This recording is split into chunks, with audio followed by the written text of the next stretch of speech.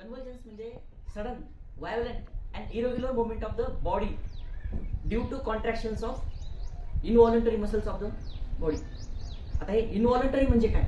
इनव्हॉलंटरी म्हणजे आपल्या बॉडीमध्ये दोन प्रकारचे मसल कंट्रोल असते, एक व्हॉलंटरी कंट्रोल आणि एक इनव्हॉलंटरी कंट्रोल. व्हॉलंटरी कंट्रोल म्हणजे ज्या मसलला आपण हाताने कंट्रोल करू शकतो, हाताच्या मसल्स, पायाच्या मसल्स, मानेच्या मसल्स, हे ना व्हॉलंटरी म्हणतात. आणि इनव्हॉलंटरी म्हणजे हार्ट, हृदयाच्या मसल, फुफ्फुसाच्या मसल यांना आपण कंट्रोल करू शकतो का? हृदय बंद करू शकतो का? नाही बंद करू शकत. श्वास स्वतः बंद करू शकतो का? नाही बंद करू शकत. तर या व्हॉलंटरी मसल्स आहेत. तर या कंडिशनमध्ये इनव्हॉलंटरी मसल्सचं व्हॉलंटरी कॉन्ट्रॅक्शन होतं, ऑटोमॅटिकली कॉन्ट्रॅक्शन व्हायला लागतं. या कंडिशनला कन्व्हर्जन्स म्हणतात. याच्यामध्ये मेलमध्ये 57% जास्त आहे आणि फिमेलमध्ये 42% आहे रेशो कन्व्हर्जन्सचा. आणि ही कंडिशन, क्लिनिकल कंडिशन कोणत्याही एजमध्ये कधीही कोणालाही येऊ शकते. याचे मॅक्झिमम कॉजेस इडिओपॅथिक आहेत. मग आता म्हणतात इडिओपॅथिक